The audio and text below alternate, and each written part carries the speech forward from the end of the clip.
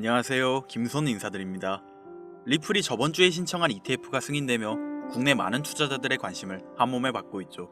구독자님들도 아시다시피 리플은 2017년 강세장을 보여주며 2018년 1월 최고치를 기록하였죠. 그리고 최근 2024년 12월 트럼프 당선과 함께 강세를 보이며 최고치에 다시 근접하나 싶었지만 다시 하락하여 횡보를 반복하고 있습니다. 현재 차트는 최고치에서 약 31% 낮은 수준을 유지하고 있는 풀백에도 불구하고 리플은 상위 100개 자산 중 가장 성과가 좋은 자산 중 하나로 남아있으며 지난 90일 동안 145%의 수익률을 제공하며 인상적인 모습을 보여주었습니다. 관세전쟁의 영향으로 비트코인이 하락장을 보여주며 암호화폐 시장이 전체적으로 하락장을 보여줌에도 전문가들은 리플이 1500% 상승하여 2017년의 강세장을 보여줄 것이라 기대하고 있죠. 그 이유는 리플의 특이성 때문인데요. 리플은 흔히 따로 노는 암호화폐로 유명하죠. 다른 암호화폐들이 죄다 상승장일 때 혼자 하락장이거나 뜬금없이 단 10분 만에 30-40%가 상승하기도 하는 놀라울 정도의 변동성을 보여줍니다.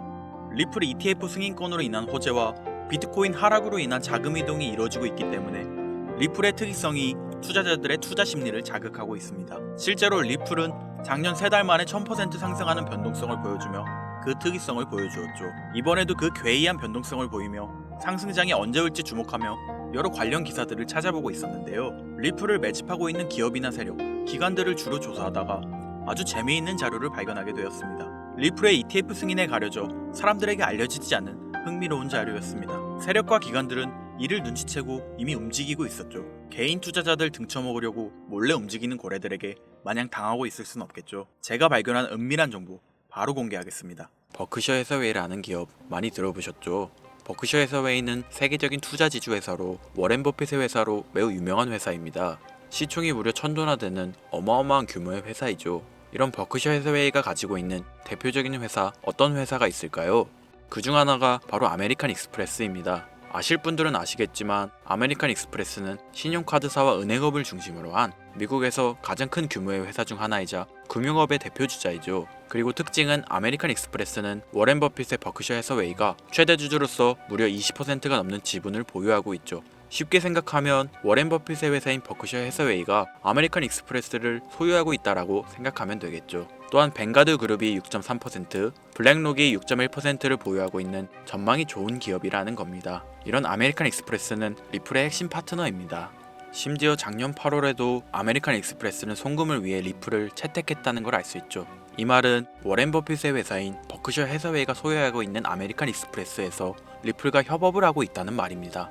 워렌 버핏과 리플이 밀접한 관계가 있다는 뜻 아닐까요?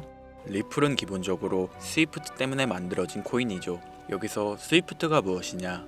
스위프트는 서로 다른 국가에서 무역을 할 때 사용되는 화폐가 다르기에 기준을 만들어서 국제 무역을 진행하는 것이 스위프트입니다. 하지만 여기서 발생하는 수수료가 무려 20%나 되죠. 즉 너무 비싼 금액이죠. 그래서 이런 문제를 해결하고자 만들어진 것이 바로 리플 코인이라는 겁니다. 또한 리플은 ODL 시스템을 가지고 있어 단 몇 초 만에 전 세계 어디든 바로 송금을 할 수 있는 기술력 또한 보유하고 있죠. 수수료와 속도, 이 두 가지를 모두 잡을 수 있다는 겁니다. 그런데 지금 이 기술력을 미국이 질투하고 있다는 거죠. 그럼 여기서 생각을 해볼게요. 전 세계 최대 강국이 어디죠? 네, 미국이죠.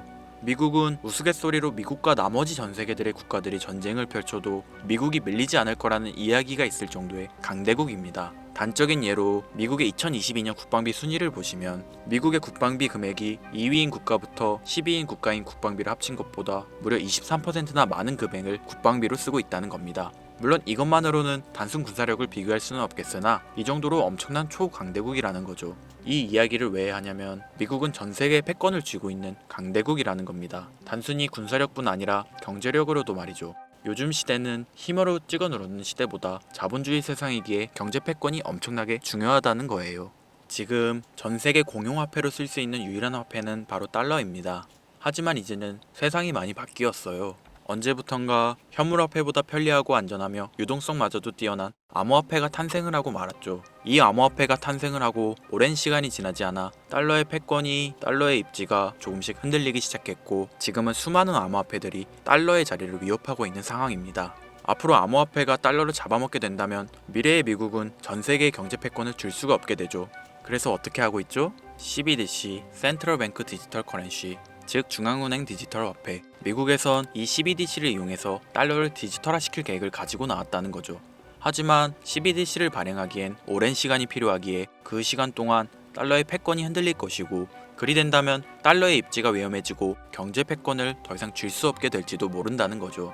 그래서 미국의 바이든 정부는 암호화폐를 규제하기 시작했습니다. 수년간 암호화폐를 규제하고 압박을 했죠.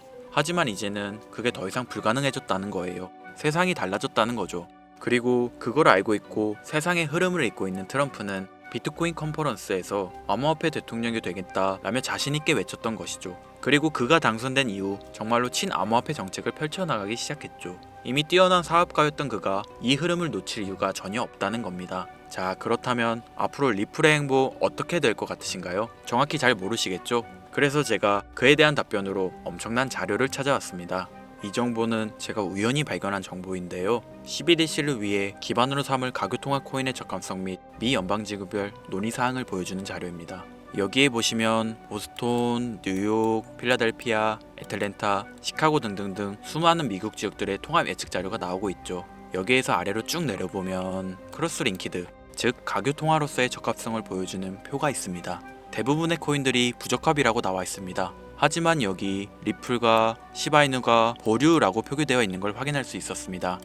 뭐 그럴 수 있어요. 리플은 법적 공방이 남아있고 시바이누는 탈중앙화를 목적으로 나온 코인이다 보니 어찌 보면 CBDC와는 어울리지 않을 수 있죠. 하지만 다르게 생각해보면 두 코인 모두 세계 어디든 자유롭게 금융 서비스를 제공받을 수 있다 보니 이보다 더 뛰어나고 자유로운 가교통화가 있을 수 있을까? 라는 생각도 들긴 했죠. 그런데 여기서 저는 충격적인 내용을 확인할 수 있었어요. 여기 보이시나요? 시바이누조차 보류로 나와 있는데 이 생소한 코인이 적합이라고 나와 있었습니다. 진짜 너무 생소한 코인이었어요. 그래서 이 코인의 정보를 좀 찾아봤는데 정말 신기할 정도로 정보가 없었습니다. 그런데 바이낸스에는 이 코인이 상장이 되어 있더라고요. 그래서 저는 의구심이 들었습니다. 전 세계 은행을 이을 수 있는 가교통화 자리에 아무도 모르는 코인이, 그것도 정보도 별로 없는 코인이 리플과 시바이누보다 높은 자리를 선점하고 있다? 그리고 신기할 정도로 정보가 완벽하게 통제가 되어 있다?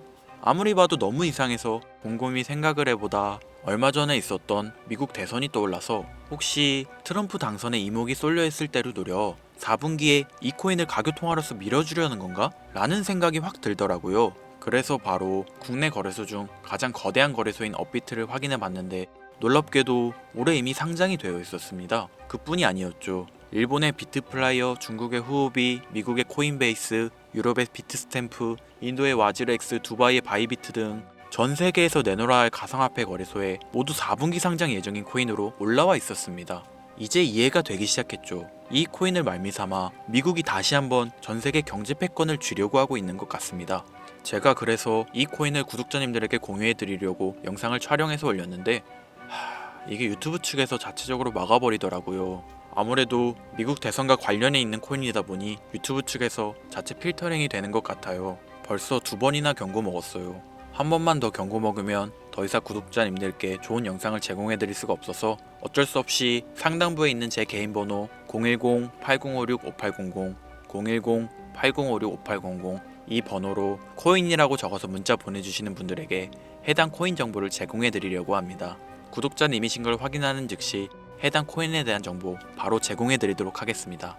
요즘 저를 사칭해서 정보를 팔아먹으려고 하는 악질업자들이 너무나도 많이 늘어나고 있습니다.